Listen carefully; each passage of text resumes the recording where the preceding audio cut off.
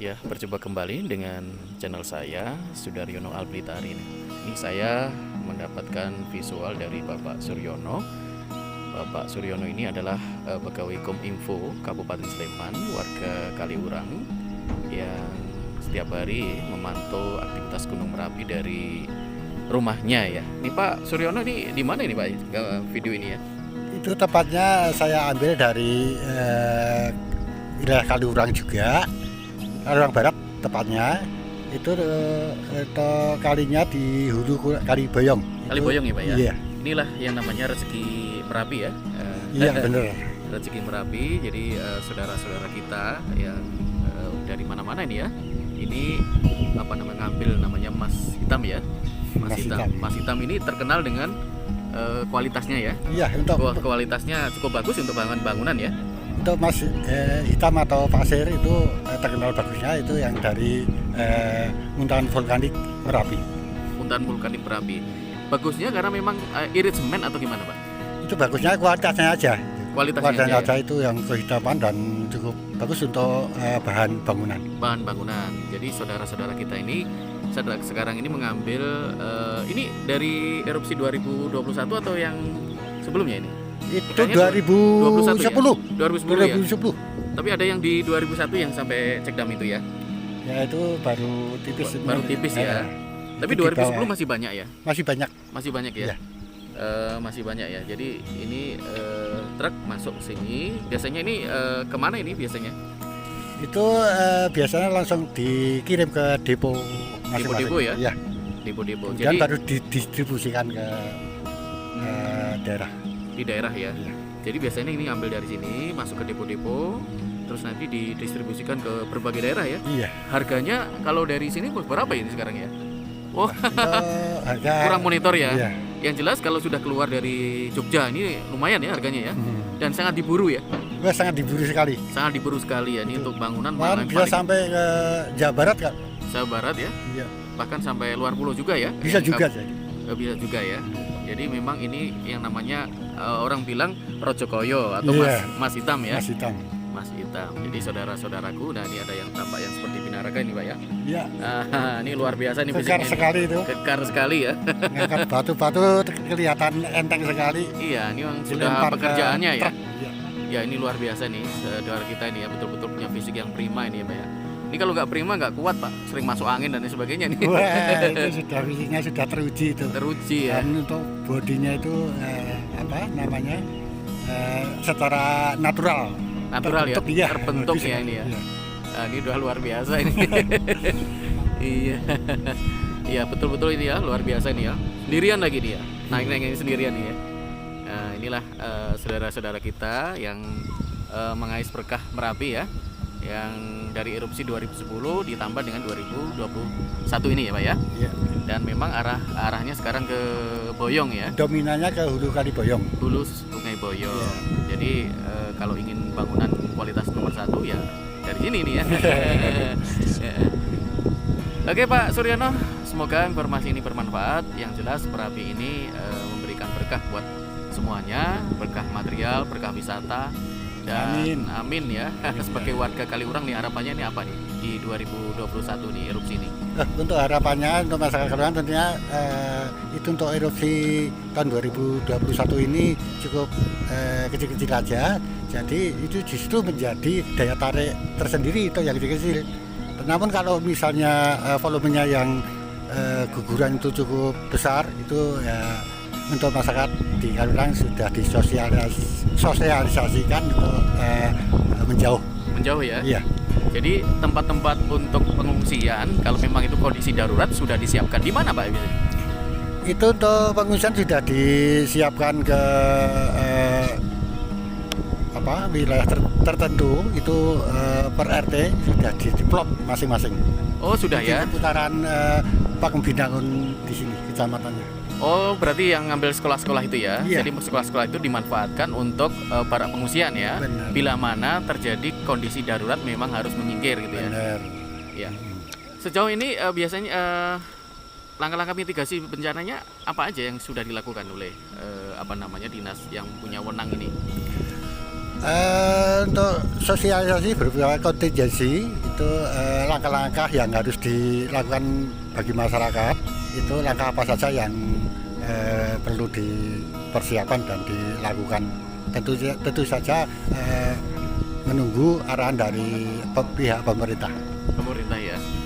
Oke gitu Pak Suryono, semoga informasi ini bermanfaat. Jadi sekali lagi Pak Suryono itu adalah pegawai aparatur sipil negara dari Kominfo ya. Beliau adalah warga Kaliurang dan juga mendapat tugas untuk melakukan pengamatan langsung ya, karena beliau berada di kawasan rawan bencana, menyampaikan informasi terkait dengan visual Merapi yang nantinya akan disebarluaskan ya kepada masyarakat luas.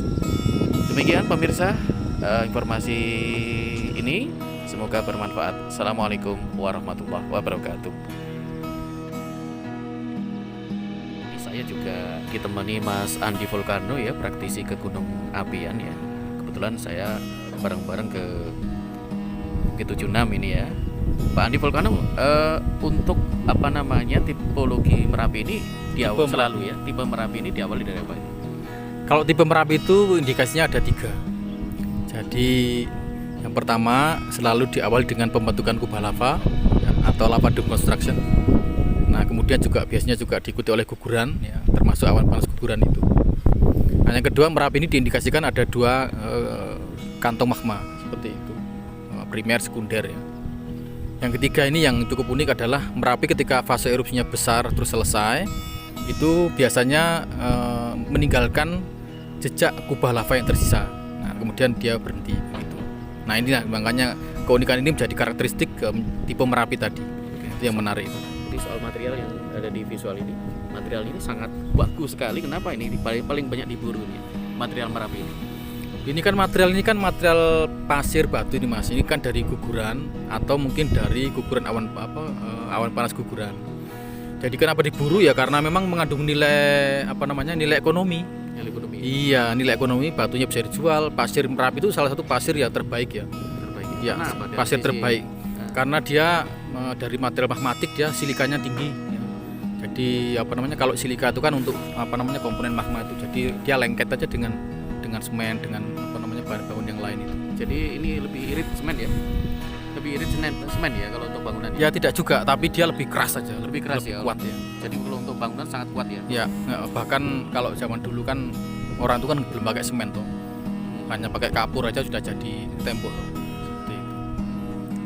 Oke, demikian pemirsa informasi dari Mas Andi Volcano, praktisi ke Gunung Apian yang saat ini menemani kita ini ya, ada di Bukit 76 untuk melihat Merapi ya. Sayangnya Merapi pagi ini berkabut ya. Jadi kita tidak tampilkan visual Merapi ya.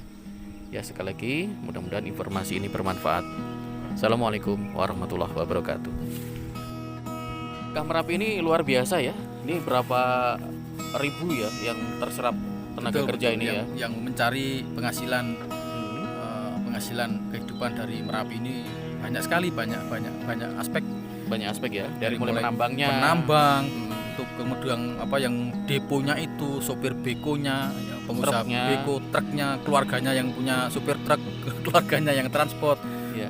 Terus yang menjualkan kulinernya, wisatanya, belum lagi yang konstruksi yang bangunan itu ya, itu semua berharap dari pasir Merapi, dari batu dan pasir Merapi. Dan tidak salah juga pemborongnya ini, tambah pemborong ya kan. Pemborongnya luar biasa. Ditambah ini Pak Anto ini sopir jeep ini ya itu.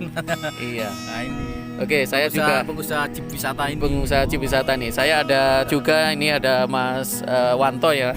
Berkah material Merapi aja apa aja Mas? Mas Wanto ya. Material atau dampaknya? Material. Ya, yang pasti kalau yang saya lihat setiap hari itu yang pasti mereka mengharapkan adanya material dari Gunung Merapi untuk digali dan dijual. Dijual ya? Ya, untuk dijual. Dan itu untuk bahan bangunan. Iya.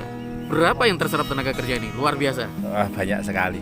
Banyak sekali. Sekarang ya? Mulai dari pencari pasir, terus nanti para tukang bangunan, terus sampah, pemborong dan yang lain-lain. Wah, pastinya dia berharap mendapatkan material yang bagus, yaitu dari Merapi, pasir atau batu.